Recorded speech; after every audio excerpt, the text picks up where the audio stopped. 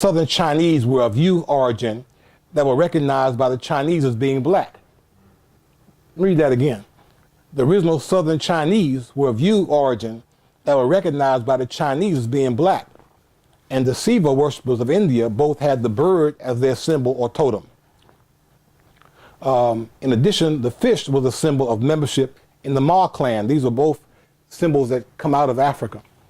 The Yangshuo people cultivated millet and rice. They had domesticated the horse, goat, and sheep. They made fine black and red pottery, such as that found in Kansu, dating to the period between 3000 to 1800 BC. The skeletal remains of the people of Yangshu show they resemble the Polynesians and Melanesians rather than the modern Mongoloids, so that the ancient people of southern China apparently were those who then migrated even further into Polynesia and Melanesia as black people the world, which is again going to back up where we started out talking about evolution and the movements of people around the world. Black Asians, Melanesians? Yeah, that's right, Melanesians, that's right. In the Philippines, I was trying to think of the name, one of the more popular names in the Philippines means little black. Chamorro. Oh yeah, Chamorro. The Philippine name Chamorro, Chamorro, they pronounce it, means little more, little black. Okay, so when you understand the connections, you can begin to see, that we are world people.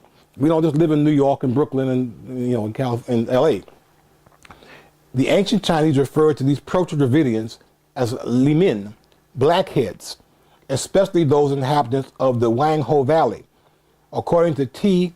de Lupierre, The Blackheads of Babylonian Ancient China, he wrote that book.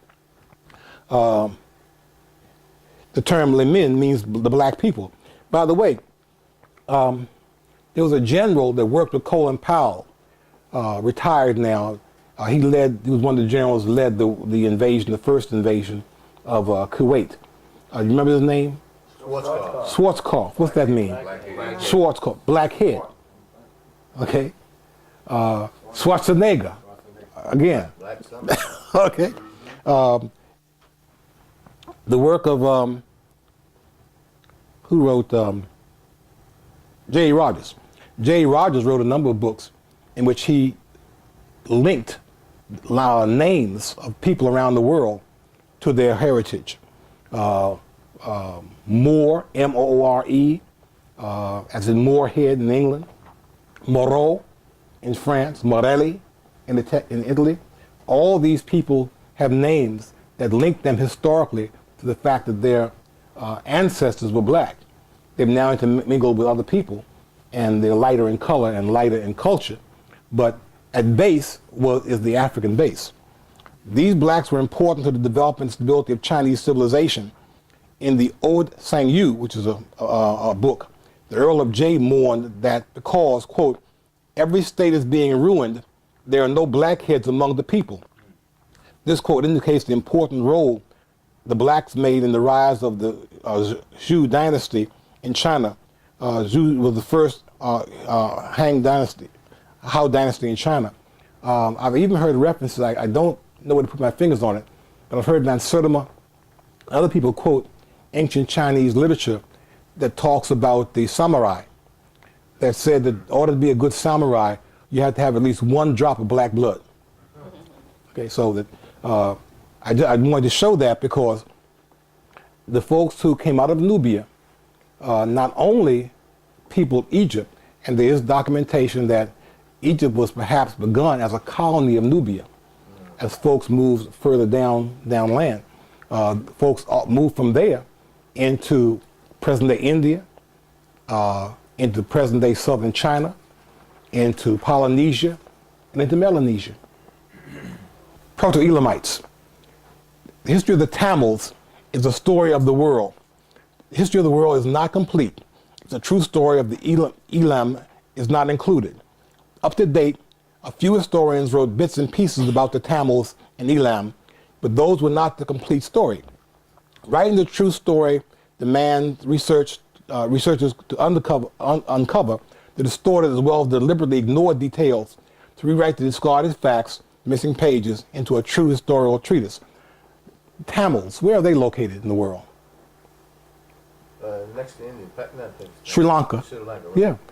I was watching CNN yesterday. If you watch CNN this weekend, you might catch this blurb.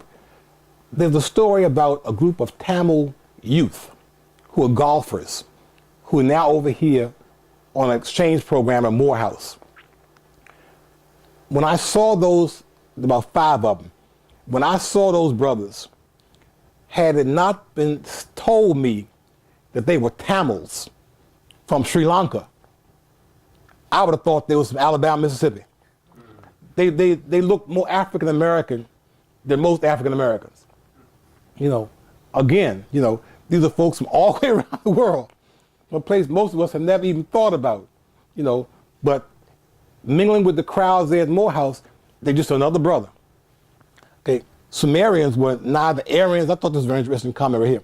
Sumerians were neither Aryans nor Caucasians, and not even Semites. Furthermore, from where they originated, nobody knows. Moreover, they were characterized as mysterious people.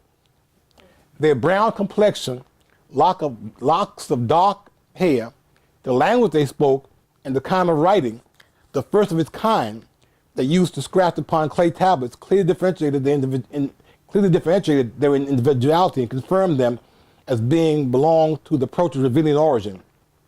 When their writing deciphered, it became apparent that they were not a distinct ethnic group, but were Proto-Elamites. Elam or Elah denotes earth, and Elamites means earthy people. Now, if they weren't Aryans or Caucasians or Semites, what's left? Us.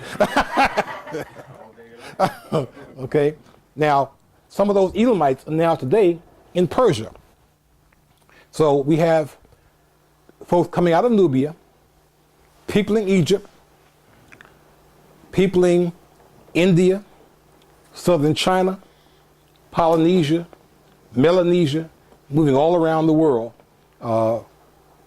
Folks who are from Central Africa.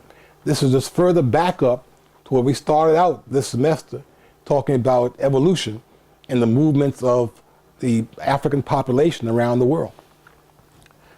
Nubians are the people of southern Sudan and southern Egypt, with a history and traditions that can be traced to the dawn of civilization. The Nubians first settled along the banks of the Nile from Aswan. Along this great river, they developed one of the oldest and greatest civilizations in Africa. Until they lost their last kingdom, Christian Nubia, only 5 centuries back, the Nubians remained as the main rivals to the other great African civilization of Egypt. Nubia is the homeland of Africa's earliest black culture, with a history which can be traced from 3008 BC onward through Nubian monuments and artifacts, as well as written records from Egypt and Rome. In antiquity, Nubia was the land of great natural wealth, of gold mines. Of course, Nubia means land of gold, ebony, ivory, and incense, which was always prized by her neighbors. Although Sudan had remained the main homeland of Nubians through their long history, many of their descendants is today's Egypt. But still the majority of Nubians of today are Sudanese. With only a population of slightly more than 300,000, they are a minority in both countries. Nevertheless, being of African descent, they resemble other Sudanese people more than Egyptians. So they look more Southern African than they look like members of Egypt. Nubians in both Sudan and Egypt have suffered a lot of intentional overlooking to their history and culture, as well as displacement, relocation due to the flooding and inundation of their homeland by dams constructed south of Egypt. In the 1930s, a large proportion of Nubian villages along the Nile were totally submerged. Some Nubians decided to move north into Egypt. The majority, however, chose to stay in their doomed country and rebuilt their houses on higher ground above the new shoreline. During this century, the Nubian homeland had been inundated 3 times. However, the 1960 Nubian exodus is the most painful to all Nubians. Following the construction of the Aswan High Dam in 1960, the land of Nubia between Aswan in Egypt and the Fourth Cataract in Sudan, the main area of the Nubians, was the subject of flooding and inundation. Nubians were displaced and relocated in other areas in both Sudan and Egypt. I want to go back for a second because it says Nubia between Aswan in Egypt and the Fourth Cataract. All right. I want to go back so we can see exactly where that was. Just that last sentence that you read just reminded me and brought to my mind's eye Katrina and all the people that were displaced from that catastrophe and then all the conflict that is out there concerning the what's the name of that thing? Not a dam. The levee, whether it was blown intentionally or whether it had weak spots in it, thousands and thousands of people were replaced, and that just brought it back to my memory. Yeah. Here's Aswan here. Here's the Fourth Cataract. All this area here, which is the main part, that used to be Nubia, much of that is now underwater. And of course, the folks had to move, inland, away from the area that was flooded to provide power. The microphone to Kwaku.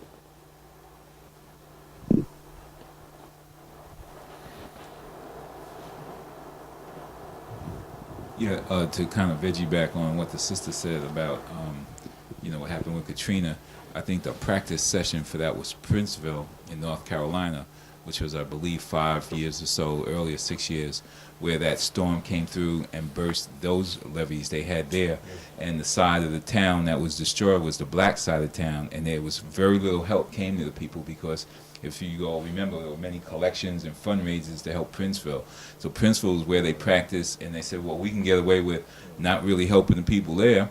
When it came to a place like, New Orleans, where the population was heavily black or African, they could ignore that too. And when they build it back, they just build back for the most part, the white part that really wasn't as torn up as ours, and the rest was kind of ignored. Let me make it less hostile, because I believe what you say, but I can't prove it. I can't. It sounds like it was intentionality there. I can't prove intentionality, but let's say this: we've got to begin valuing ourselves so that we don't always get placed in a position of vulnerability. In New Orleans, the black part of town happened to be the lowest part of town. Okay? Now, we didn't have to necessarily live in the lowest part of town, but our economic circumstances and the fact that we don't pool our monies together so we can't build our economic circumstances caused us to have to purchase where the prices were available. Now, of course, when the levees break, water seeks its own level, and it goes to lower ground before it goes to higher ground. So if we're already centered in the lower ground, we're going to be the ones wiped out. And if we're not organized economically to then protect ourselves and rebuild, then after we're wiped out, we're going to stay wiped out. We saw the same thing here in Washington, D.C. After the riots in '64, there is a Washington, D.C. that stayed torn up for 30 years. Because although Negroes here in Washington, D.C. are some of the most enlightened, I would guess, in the world, and the most politically connected, we did not move to do anything to rescue ourselves. And other folks did not come forward to rescue us. So we see the same cycle over and over and over again. My brother Pierce is now coming over today, and I make a comment all the time.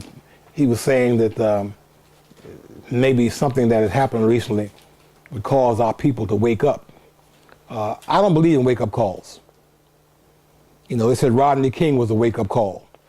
James Byrd was a wake-up call. Each time something happens, somebody will say maybe there'll be a wake-up call.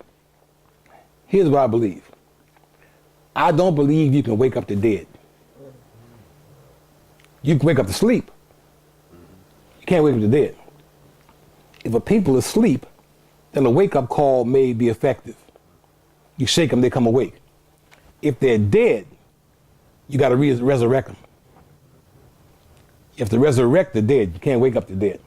So our job then becomes a little bit more difficult, but it becomes, if we know what we're actually fighting, that we're fighting a dead people rather than asleep people, it means our method has to be different. We can't just be shaken and wonder how come they ain't waking up. They ain't waking up because they're dead. We got to resurrect them, okay? And that means we have to give them a brand new mind, brand new spirit, because what's inside of them is not available to give them the knowledge they need. Yes, sir. That's the same thing that the Elijah Muhammad taught. Is Yes. that you resurrect the dead, and he referred to African Americans as Lazarus, Yes. and you would send you out to raise the dead. Yes. That's what it was called. You go out. We call it fishing if you bring them into the temple, but it's also called, going out there and getting the lost found. That's what he called his people. He called African Americans lost found. Yes. And called them Lazarus and raising the dead, right? Yes. Dead to your, he said, dead to the knowledge of yourself. That's right. The same thing you're saying. So hopefully we'll revisit what Elijah Muhammad was teaching and take from it what we can use to really do this thing, on the next level on this, because it's going to be the next level. Elijah Muhammad's a brilliant man. Yeah, it's going to be the next level. You know, we have not yet come to recognize some of the stuff that he put out. And when did he start? The 30s? Okay, so that's 70, 80 years ago. He had come to the knowledge of some fundamental concepts about black people that most of our enlightened college-trained leadership has not come to yet. And I believe Elijah Muhammad had a third grade education. Also, Noble Drew Ali. They Yes. the same path for raising the dead. So- Because they was together at one time. So I hope They separated. I hope that when you hear people make remarks like, wake up call, that you remember this little blurb of mine, and you'll just quietly insert the fact that, is it possible to wake up dead people, or do you have to resurrect them? Because we repeat a lot of little trite stuff we hear over and over again, and we don't think about what it really, really means. I hear black people talk about black men are an endangered species. That's a dangerous statement. Because if we're an endangered species, first of all, you have to understand what a species is. Okay. Some folks don't understand what a species is. What is a species? It's a strain of a certain type of phenomenon. If you have birds, there's a certain Okay. species of birds. Are humans, how many species do we have among humans? One. All humans belong to the same species. Okay, so now, So we're not so inherently, if we say that black folks are an endangered species, fundamentally we're saying that we're a different species than the rest of human beings. Because human beings are not endangered, just black men. Okay, so if human beings form one species and they're not endangered, and black men are endangered as a species, then we must be a different species than human beings. Yes or no? Yes. Okay. So that becomes a very dangerous statement to make. Yet I've heard black people who are smart people repeat that over and over and over again because they have not thought about what they're saying out of their mouths. Great Nubian monuments and historical sites were drowned and lost for good. The monuments of Nubia would have ultimately been lost to the depths of the lake had it not been for the joint effort of 50 countries providing financial contributions and expertise in an effort to save the monuments. Wherever feasible, monuments were dismantled or cut from the rock and reassembled at new sites in Egypt and Sudan. Cemeteries and structures that could not be moved were evacuated and recorded in as much detail as possible. The Nubians lost their ancient homeland in the 1960s, but their culture and heritage remain. During the break, I'm going to pass around this book, An Atlas of Ancient Egypt. In this book, you will see that there's a section on Abu Simbel. Abu Simbel is one of the big monuments that was, in fact, relocated. Awesome the way they did it. Yeah, This picture shows the original construction of Abu Simbel, and then this shows just a part of the massive head. They dismantled the entire thing and moved it to upper ground.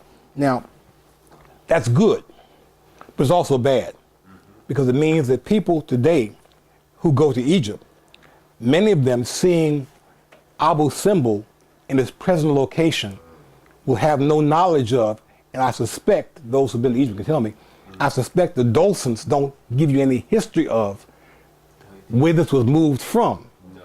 no. A microphone to Kweku? Who's the microphone? You comment on that, Kweku? Well, I mean, I seem to remember them, showing it was moved from, lower level higher up.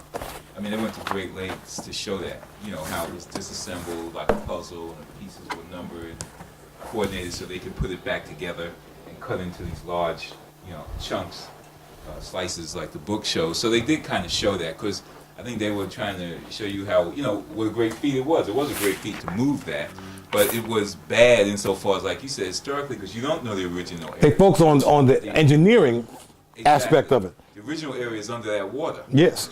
So you don't know, you can't see what was there. So this is like it's a remake of the original. It's not the original, although it has the original pieces, and it's not in the original location. It's kind of like a hard way to say it. Yeah. And that was, that belonged to us.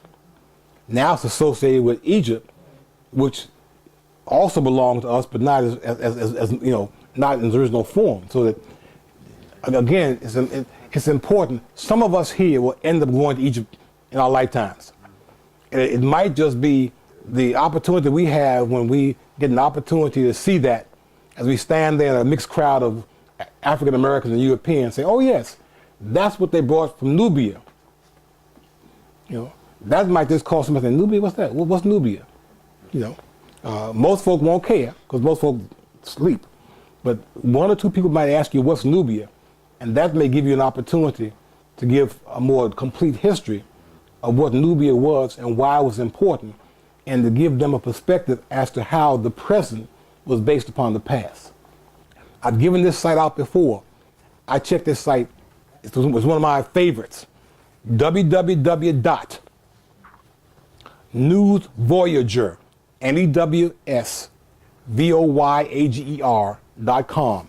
www.newsvoyager.com. When you go to that site, a map of the United States pops up. You click on the state you're interested in. All the newspapers in that state that publish on the web, and that's almost all newspapers in the country now, will pop up. You click the newspaper you want. Some newspapers require that you register. Most of them do not. Every morning, as I have my coffee or my tea, I check the Washington Post, New York Times, the Chicago Herald, the LA Times, every now and then the Atlanta Journal-Constitution, the Philadelphia Inquirer. By and large, the papers in the South have very, very little useful information. You get a chance to understand the general cultural mentality of people in the South and in the West based upon what's made available to them in the newspapers. Once you go past Philadelphia or Pittsburgh, into Chicago, you get past Chicago, it's a dearth till you get to LA, San Francisco, Oakland. But I would advise you to go to that site, and it doesn't take very long. After you get used to it, you can become very adept at skimming 9 or 10 news